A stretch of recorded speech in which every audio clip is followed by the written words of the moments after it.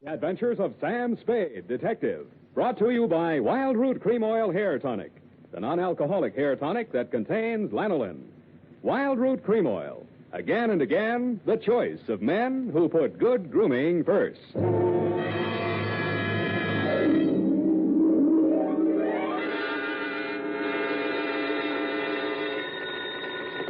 Sam Spade Detective Agency. That is the correct answer. You have just won $104 million, 6 deep freeze units, a stable of polo ponies with matching saddle soap, a terry cloth robe with chocolate bars pre-melted into the pockets, and a full-size, real, honest-to-goodness dreadnought, such as is used by Uncle Sam's Navy. Oh, I'm sorry you'll have to call back.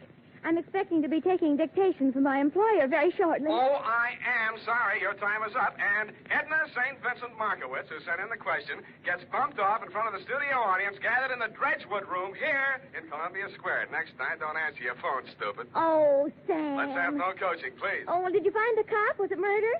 Was it really worth, well, you know, priceless and like that, and was it fun? Yes, and no. And finally, are you kidding? Well, then why was it called the Vaphio cup? It's a very old Greek expression, which is what I'll be wearing as I sit in your lap dictating my report on the Vaphio cup caper.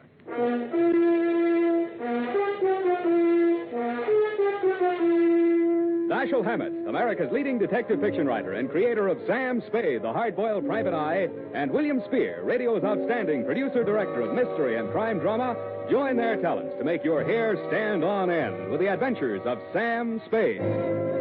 Presented by the makers of Wild Root Cream Oil for the hair.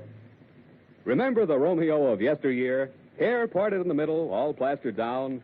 Man, what a difference today. Today, all a guy has to do to impress a gal is use Wild Root Cream Oil Hair Tonic.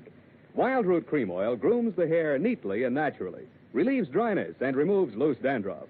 If you're still using old-fashioned hair tonics or none at all, then for her sake, spruce up today with Wild Root Cream Oil Hair Tonic. In bottles or the handy new tube, it's again and again the choice of men who put good grooming first. And now, with Howard Duff starring as Spade, Wild Root brings to the air the greatest private detective of them all in the adventures of Sam Spade.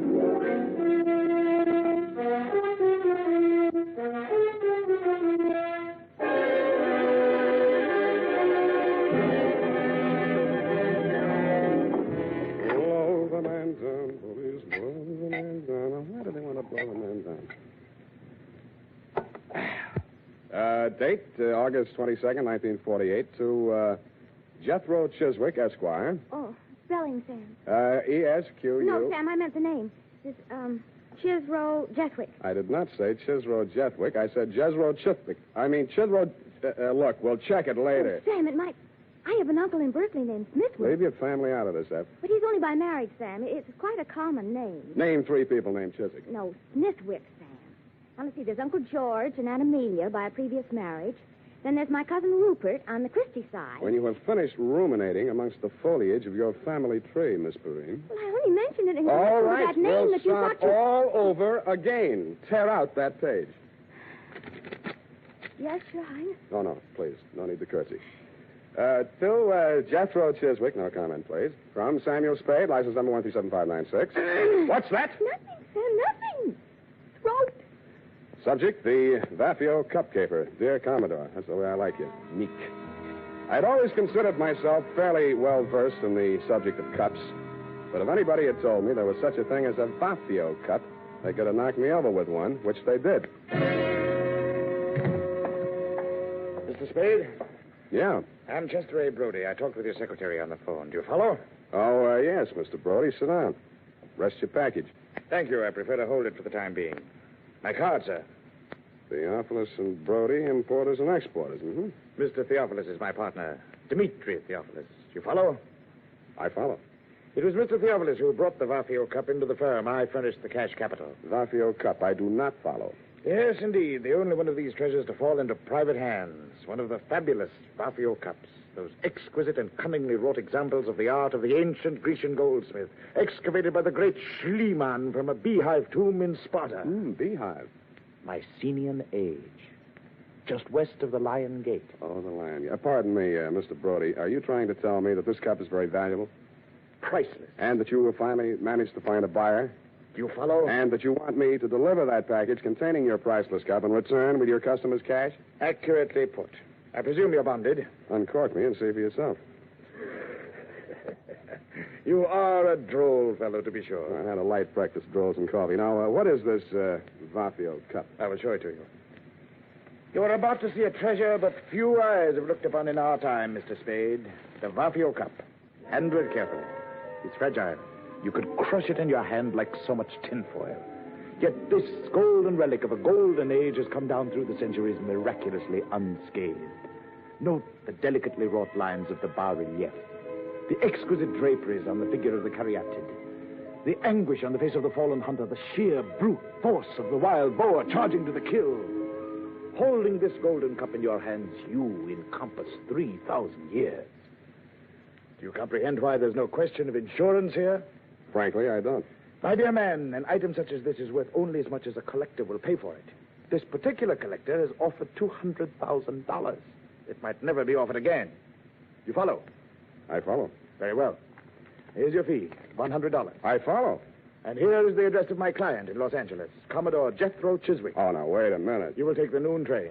Any questions? Yeah, why can't I go on a plane? Because I've placed an item in this afternoon's papers to the effect that the treasure is to be transported by plane. If I were a gunner, when I read that item, I'd take the train. That would be your first thought. Then you would think they're saying they're taking the plane to make me think they're taking the train. Therefore, you would take the plane after all. Oh, would you? If you were really clever, you might say they're taking the plane to make one think it's the train, so I'll take the plane after all, and therefore... Never mind. By this time, he's decided on the bus. The train is perfectly safe. You follow?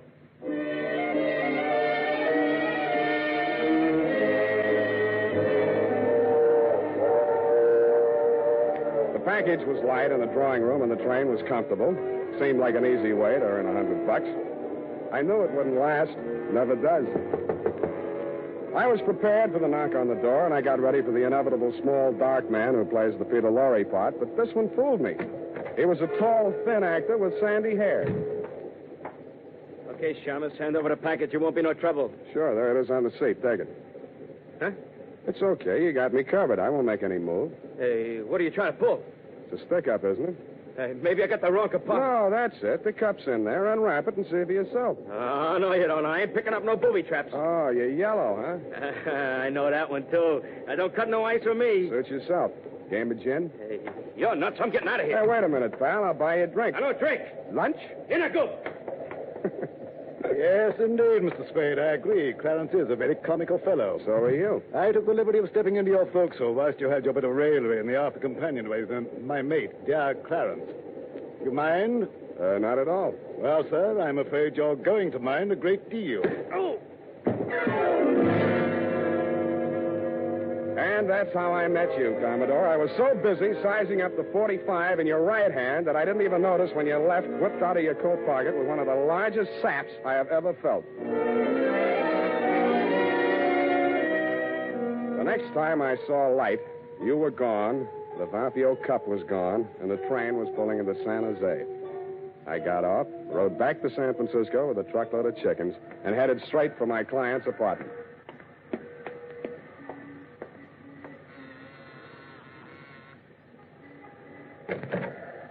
You got here quick.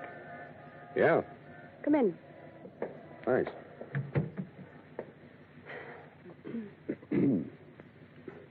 Well, Well, what? look, we can't both play this deadpan. We'll stay no place. It's in the back room. What is? The body. You're from the police, aren't you? I'm a private victim. How dare you? Hey, what was that for? For spying on me.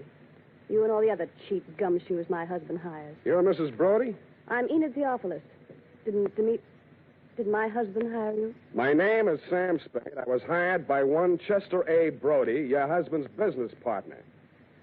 Well, Sam, I hope he paid you in advance, because he's the body. Chester A. Brody was just barely identifiable. Somebody had worked hard trying to persuade him to say or do something he either couldn't or wouldn't do. The only interesting clue was in the wastebasket. At first, I thought it was a flattened beer can. But it was the Vaphio cup, or a facsimile thereof. Well, how do you you like it, Sam? I don't. He was my client. I wasn't hired to protect him. I didn't like him, but he was my client. How would you like me for a client? I'll give you the name of a lawyer, sister. My name is Enid. Ain't it? Now, let's see what I can squeeze out of you before the cops do. Brody was your husband's business partner, and you're, You don't have to be subtle. He was mad about me. I'm all broken up about his death. So is he. That wasn't funny. That time I deserved it. You don't like me, do you? Can't you get it through that steel-jacketed brain of yours that you're in bad trouble, that there's a dead man in the next room, beaten to death, and you're not supposed to be here? Oh, I was supposed to be here. We were going to elope as soon as you brought back the money from that, Greek thing. Yeah, what about that Greek thing? It was an antique. It was called the Vaphio cup. Yes, I know about that. Yes, well, my husband dug it up in Greece and smuggled it into the country. Yeah? It was all he had, but it was such an important piece that he was able to persuade Chet, the late Chester Brody, that is, to let him in as a full partner. Then what? Well, they quarreled. My husband made some bad investments, and Chet wanted to sell the cup to save the firm. Dmitri refused. I didn't think it was fair, so I got the keys to his safety deposit box where the cup was, and Chet arranged to sell it to the Commodore. Did you get the money from the Commodore? All I got from the Commodore was lumps. He stole the cup? Roger. You've got to get it back. I've got it. Where? Here, take a look. Oh, it's ruined. Where did you find it? In a trash basket where it belongs. Dmitri did it. He must have suspected something and substituted a fake. That's it. He knows where the real one is. Somebody thought that your boyfriend knew. The one that killed him? That's the way it looks. Maybe that's the way it was meant to look. You know, somebody might get the idea that you palmed the genuine when you got it out of that safety deposit box. If I did, it was legal, and don't you forget it. A wife can't steal from her husband. Legally, they're one person. You can't steal from yourself. That's the law. I was wrong. You don't need a lawyer. Will you help me? I may hurt you, and it'll cost you anyway. I know what's good for me. Money. Find that cup.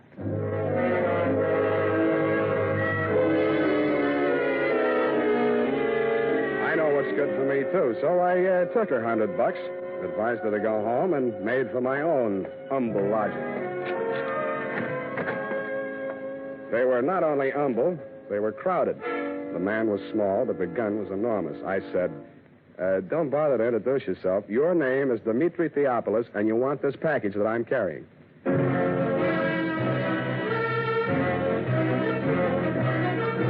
The makers of Wild Root Cream Oil are presenting the weekly Sunday adventure of Dashiell Hammett's famous private detective, Sam Spade.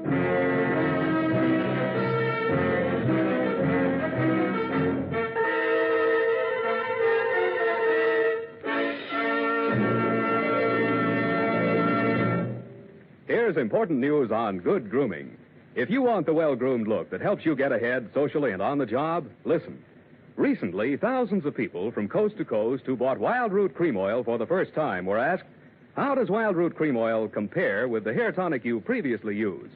The results were amazing. Better than 4 out of 5 who replied said they preferred Wild Root Cream Oil. Remember, non-alcoholic Wild Root Cream Oil contains lanolin. It grooms the hair naturally, relieves dryness, and removes loose, ugly dandruff. So if you want your hair to be more attractive than ever before, get the generous new 25-cent size of Wild Root Cream Oil, America's leading hair tonic, on sale at all drug and toilet goods counters. It's also available in larger economy bottles and the handy new tube. Get Wild Root Cream Oil. Again and again, the choice of men who put good grooming first. By the way, smart girls use Wild Root Cream Oil, too. And mothers say it's grand for training children's hair.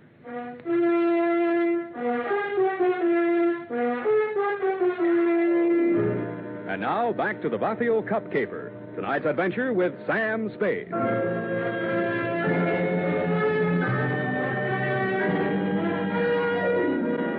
He didn't answer me, so I said it again. Don't bother to introduce yourself. Your name is Dmitri Theopolis, and you want this package that I'm carrying. Of that be assured. You obtained this from my dear wife. And how did you find my darling? Not at the city pond, surprisingly enough. Oh, you know my dear wife. How soon you know my darling so well, more than I, her husband? Is it possible? I don't know, is it? I don't know either.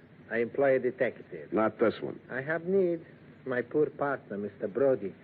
You are interested? If you are interesting about who killed your partner, that's one thing. But if you want somebody to dig out your family secrets, that is nothing. With me, you are, shall we say, no place. But why don't I get the right to know? There'll be no trouble, no scandal, no divorcement suing. Of that be assured. Even poor Chester is dead, so he's what one calls ancient history. While he lived, I knew nothing. I was blind. After he died, I see certain things. Yeah, well, do you see that maybe your wife had a hand in Brody's death? What then? Well, if it so happens that you cannot separate my darling from that, do you follow? Not quite. I'm not an old man, but my dear wife is but 22 and a truly lovely person. Oh, she's all right. Would it not be the part of husbandly wisdom to have, shall I say, a hold over her? If she's guilty, you won't need it. Good. Please, I cannot hold the gun and handle my wallet at the same time. Please. No, thanks. You keep the gun. I'll take the wallet. Oh, you trust me. You will work for me. Yeah, I'll work for anybody. Here, I left your cab fare. Oh, assuredly, you are so very kind. Oh, I'm not so Now kind. the package, yes? No. Then I don't hesitate to shoot you. Now, wait a minute. Yes? This is the fake. You sure you want this? Assuredly, yes. A man has already been killed for it. Your life's a high price to pay for a fake, though fancy, tin cup. You still think that's the price? Brother, I know it. Then you know I will kill you for it. Okay, if it means that much to you, and I guess it does, it's all yours. Okay, thank you. Okay. Please remain where you are. If you follow me, I will surely shoot you.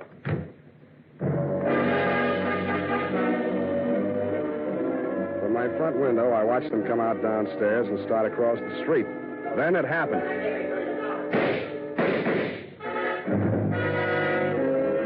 I saw the gun flash as it fired, and Theophilus slumped to the pavement. The package slid away from him into the gutter. I beat it down to him. He'd taken all 3 pellets in the midsection from close range. His pulse fluttered once or twice and then stopped. When I went to look for the package, it wasn't there. I called homicide and waited until they took him away. When I told Lieutenant Dundee what I had in mind, he congratulated me on my brilliant scheme and told me to go ahead with it. That was his mistake. I even talked him out of assigning any of his harness men to watch my building for the next couple of hours. That was my mistake. I went upstairs, opened the bottle, and waited for your knock on my door, Commodore. Well, sir, a man would almost think you expected us. Keep a weather eye on him, Clarence. Don't let him get lured. Aye, sir. Welcome aboard. No time for scuttlebutt, Mr. Spade. We're bound for Bullylong Bari on the lookout for Maru, sailing at dawn. I want that cup. The true, the genuine, the Vaphio cup. No more deceptions, no more trickery. You will hand it over without further delay. Sure. Be glad to. Oh, no, not like that. You will tell Clarence where it is stowed, and Clarence will fetch it above deck. Why, you old barnacle. Theophilus never had his mitts on a genuine Vaphio cup. Bilge water, sir. When Theophilus landed in San Francisco, he didn't have a farthing. Now he owes $500,000. If he hadn't got the genuine cup, how could he have borrowed all that money? Because a bunch of morons like you believed he had it. Blast my binnacles, man. You sound as though you believed what you're saying. Look, Commodore, you're interested in high finance. Now, how did Ivor Kruger make his millions? Why, matches. He was the match king, sir. Matches had nothing to do with it, Commodore. He started out with $15 million worth of phony government bonds that he printed himself. Follow? They weren't even good counterfeits, but he was smart enough not to try and cash them. He just kept them in a safety deposit box and borrowed money. Theophilus used his phony Vaphio cup the same way. Blast my binnacles, man. You sound as though you believe what you're saying. Well, there's a familiar ring to it. I do. And I'll tell you why. He knew that was the fake in the package when he held me up for it. He was willing to risk his own life to get it out of circulation. Dash my timbers. Old Theophilus has left us without a shot in the locker. You steer us onto the shoals. We're on our beam ends. Hey, turn him off, Commodore. You're pumping bilge flush. We better haul our wind. Yes, indeed. I'm afraid it's getting rather warm in San Francisco. Bull along, Beckham. You won't make it past the potato patch. What? The cops are going to want some answers about a couple of stiffs you left behind in San Francisco. I'm glad you reminded me. Shall I plug him? No, we're taking him with us. Oh, that's what you think. Take it easy, mate. This ain't gonna hurt a bit.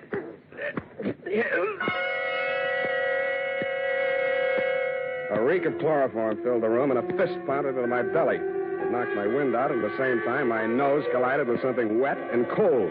I swung out, but didn't connect. Before I could swing again, the room blurred, and a ceiling light floated down to meet me. Then the lights went out altogether.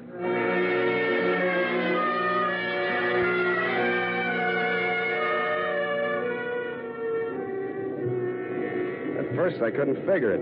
It sounded like what a doctor hears through a stethoscope, or maybe an earthquake, or maybe ship engines, which it turned out to be. When the lights came on again, I was lying on a bunk in a stateroom. I staggered across to the wash basin and splashed water in my face. Hello, you.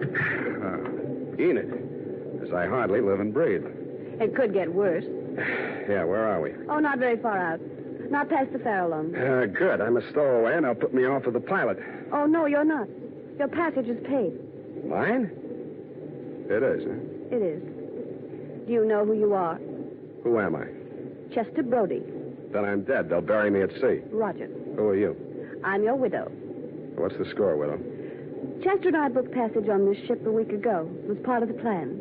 Chester and the Commodore worked it all out. Yeah, the cup was to have been stolen from me on the train. Yes, but when the Commodore discovered it was a fake, everything fell to pieces. Yeah, he thought Chester was double-crossing him. They forced Chet to talk.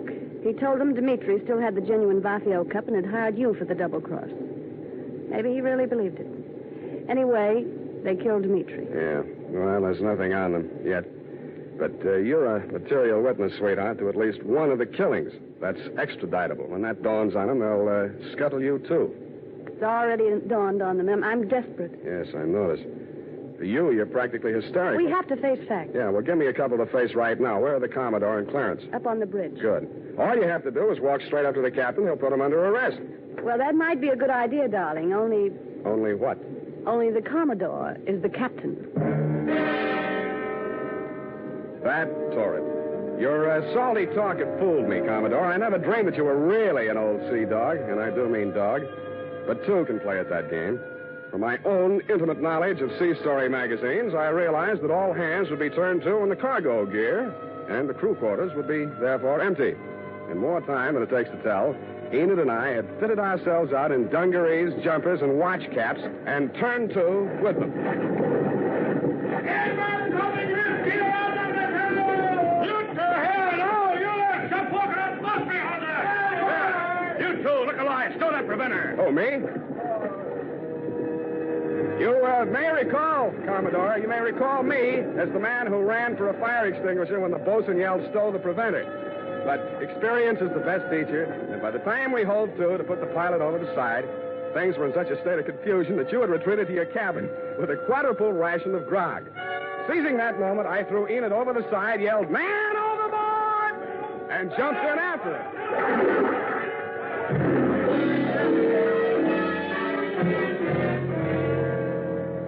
Once safely aboard the pilot schooner, we revealed our true identity, and a merry laugh was enjoyed by all.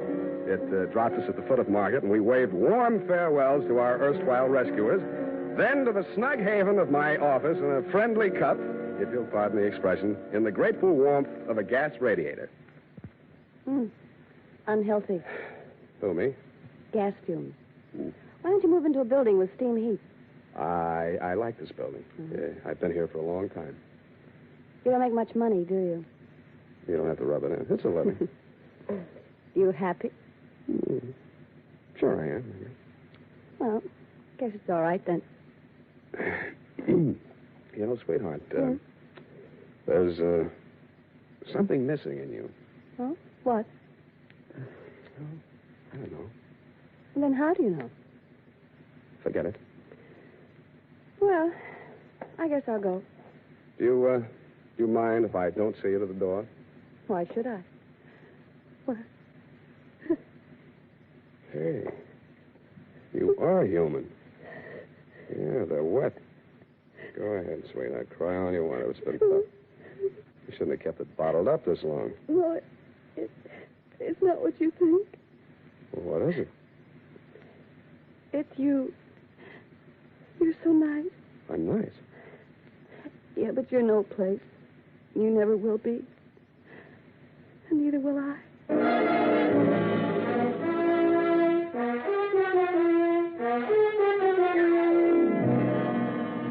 And that, Commodore, is the cargo. It was nice seeing you again down at the hall.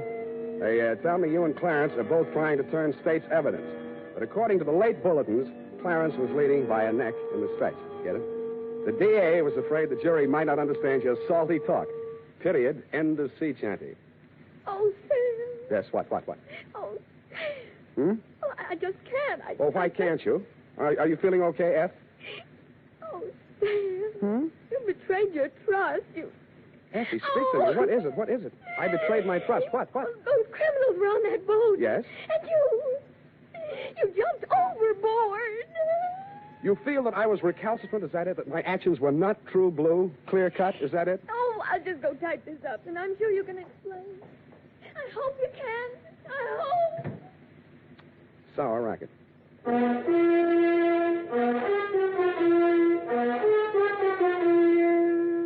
Question. What's the easiest and best way there is to give your hair that well-groomed look?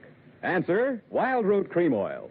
Yes, non-alcoholic Wild Root Cream Oil with soothing lanolin gives you the advantages considered most important in a hair tonic. It grooms your hair neatly and naturally, relieves annoying dryness, removes loose, ugly dandruff. Call at your drug or toilet goods counter tonight or first thing tomorrow for Wild Root Cream Oil. If you've never tried it before, get the generous new 25-cent bottle just introduced. Also, ask your barber for a professional application of Wild Root Cream Oil Hair Tonic. Again and again, the choice of men who put good grooming first. Oh, here it is, Sam. I hope the spelling is all right. I was so upset. You hate me then? Oh, no. No. I suppose it's foolish going along thinking that your ideal doesn't have to be disgraced. Oh, Sam, I just can't. I just can't imagine. Don't you think I can explain that? Oh, yes, I'm sure you can explain. But you did.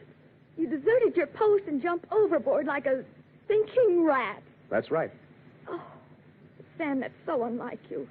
It was just by chance they were apprehended. By chance, you say? Who do you think it was that got himself shot out of a torpedo tube in that submarine? You, Sam? No, you think I'm crazy? I did something few radio detectives ever do, sweetheart. I called the Harbor Patrol single-handed using only one nickel and had them picked up. Oh, Sam, I wish I'd been there. Well, it was just a small phone booth. Besides, if you'd been there, it would have been out of order or something. Oh, Sam, you came through after all. Aren't you ashamed that you ever doubted me? Yes, I am. I'm a fool. There. I forgive you. Good night, Sam. Good night, sweetheart.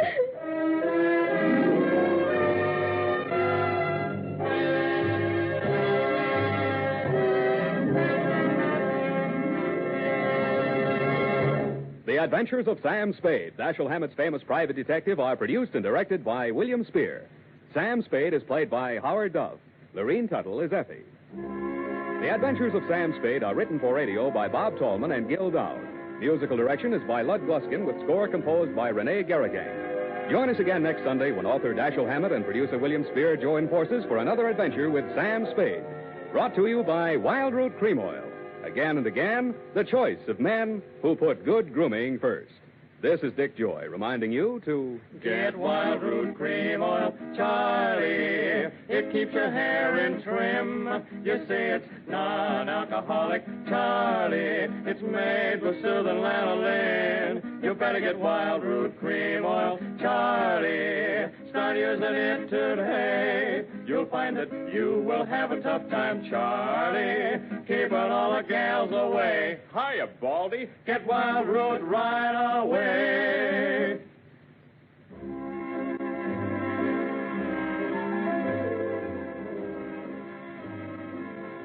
This is CBS, the Columbia Broadcasting System.